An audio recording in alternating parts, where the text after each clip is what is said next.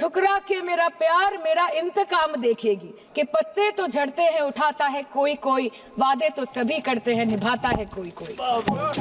इनके बुलडोजर के चलते मैडम भारत के लोग सवाल पूछना भूल गए और भारत की जनता आजकल इतनी भूखी है कि खाने को धोखा भी खा लेती है। सदस्य सुश्री सयोनी घोष जी। धन्यवाद अध्यक्ष महोदय, आपने मुझे बोलने का मौका दिया। मैं अपनी पार्टी की भी आभारी हूँ for this opportunity. Madam, supplementary demand for grants is a constitutional pre-arrangement and I agree that it should definitely not be objected. But it also raises the question as to why does the government need further allocation when it has not been able to spend what it already has. In financial year 24, government's final consumption expenditure was 14%, but it decreased to 4.4% in financial year 25 second quarter. This means that the government has spent much less this year as compared to last year. In the first quarter of 24-25, government spending was 4.15 lakh crore and many cited model code of conduct a reason for spending less, but in the second quarter, it further decreased to 4.1 lakh crore. Madam, to my simple understanding, this grant is being demanded from the exchequer, but this is the money which is collected from the people and it is meant to be spent for the people.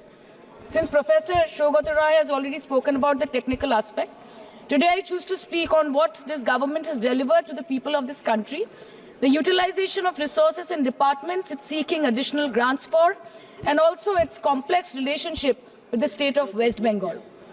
Sir, इनके bulldozer के चलते madam Bharat के लोग सवाल पूछना भूल गए और भारत की जनता आजकल इतनी भूखी है कि खाने को धोखा भी खा लेती है। मैडम, भारत में एक मिडिल क्लास जो एक साल पहले एक वेजिटेरियन थाली 100 रुपए में खाता था, आज वही वेजिटेरियन थाली 152 रुपए की हो गई। टमाटर की कीमत 247% बढ़ गई, आलू की कीमत 180%, लहसुन 128% और तेल नमक आटा मैदा 18%। पहले आम आदमी पॉकेट में पैसा लेके बाजार जाता था और थैली भरकर सामान लाता था, लेकिन अमृतकाल में आदमी थैली भरकर पैसा लेके जाता है और पॉकेट में आलू टमाटर प्याज लेके घर वापस आता है। सर, माननीय वित्त मंत्री ने पहले कहा था कि बहुत हो गई महंगाई की मार, अब की बार मोदी सरकार, और आज उनके विचार में inflation is an international problem, महंगाई एक अंतरराष्ट्रीय समस्या है। तो विश्व गुरु विश्व बंधु इस अंतरराष्ट्रीय समस्या का समाधान क्यों नहीं कर पा रहे हैं? Ma'am, 74% of Indians are unable to afford a healthy diet. The household savings have plunged to a 50-year low. Around 48% of the households in this country are facing a financial crisis क्योंकि उनका खर्चा उनकी कमाई से ज्यादा है। The economic inequality in India is a 100-year high. The country's GDP growth rate for the second quarter 24-25 decreased to 5.4%, which is the lowest in 2 years. The government's total debt has reached a staggering 176 lakh crore and the total debt is expected to soar up to 185 lakh crore by the end of the financial year.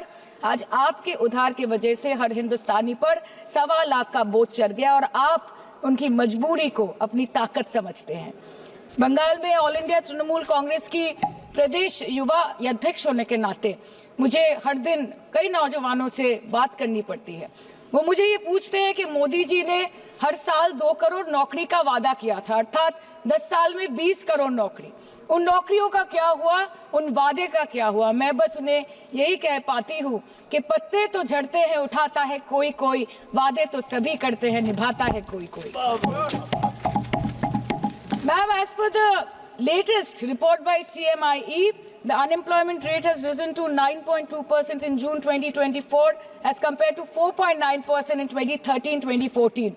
Female unemployment rate is much higher at 18.5% in June 2024 as compared to 7.7% 2013-14. Around 37% of working women are unpaid. In rural areas, this figure is at a horrific 43%. प्रधानमंत्री जी बोलते हैं सबका साथ, सबका विकास, सबका विश्वास। अगर ऐसा ही है तो भारत के लोग आज देश छोड़ के क्यों जा रहे हैं? 2018 से लेके 2023 के बीच 6,70,000 भारतीय ने अपनी नागरिकता त्याग दी। सिर्फ 2022 में ये संख्या करीबन 2,25,000 की थी। In 2022 alone, 7,500 high net worth individuals with a net worth of more than 8.3 crore or more left India. नवंबर 2022 से सितंबर 2023 सिर्फ 10 महीने में 96,917 Indians were arrested attempting to cross the United States illegally. Modi ji कहते हैं कि वो सबके साथ है, मगर ये आंकड़े बोलते हैं जो सबका होता है वो किसी का नहीं होता। और बंगाल के साथ तो कुछ अलग ही रिश्ता है इनका। The relationship is that of quid pro को, ठुकरा के मेरा प्यार मेरा इंतकाम देखेगी। मतलब वोट है तो नोट है और वोट नहीं तो नोट नहीं।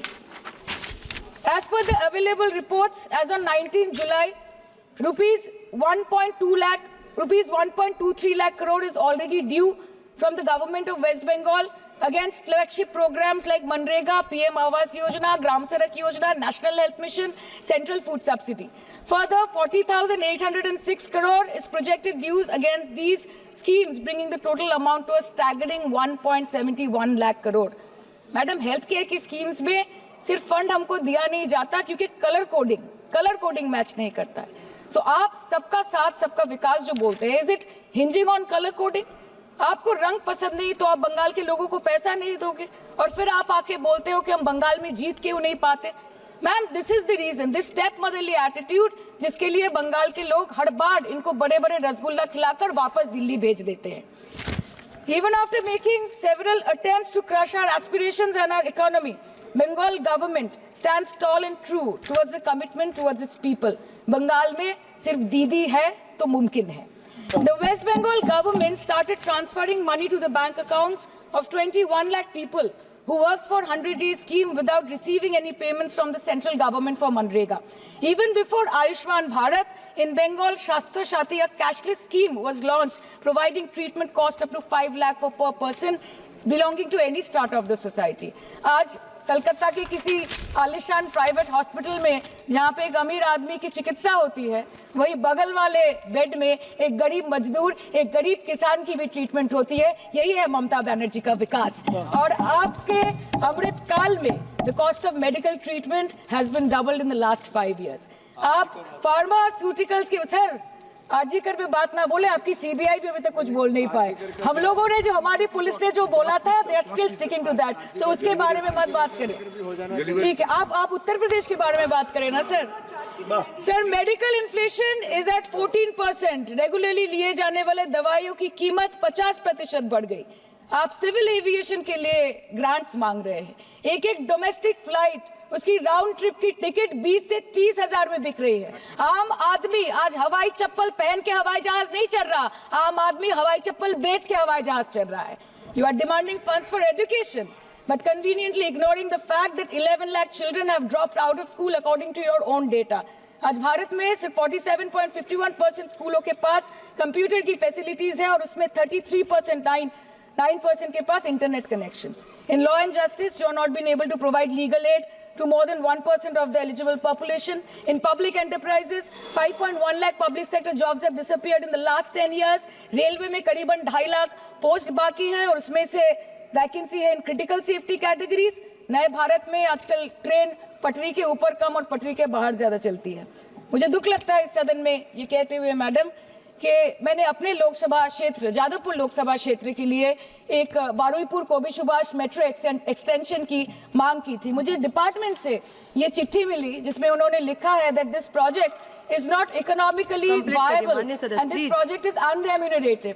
तो आपको अगर सब जगह से पैसा चाहिए तो मुझे ये बात समझ में नहीं आती कि लोग खुद के लिए आपको वोट देते हैं कि आपके फायदे के लिए वोट देते हैं।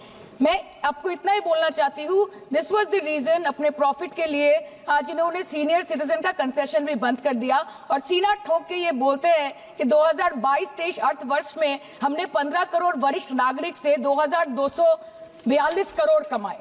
धन्यवाद माननीय सदस्य। मैं 2 बात और बोल के खत्म कर दूंगी कि लोकसभा पे खर्च करके क्या फायदा मैडम, जब यहाँ पे विपक्ष को बोलने का अधिकार ही ना हो।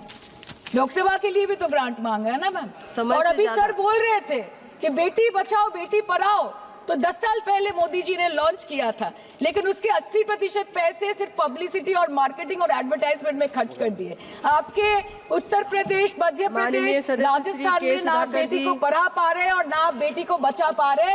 बंगाल आए और देखिए कि ममता बनर्जी ने विधानसभा में अपराजिता एक्ट में बिल पास किया है, कन्याश्री किया है।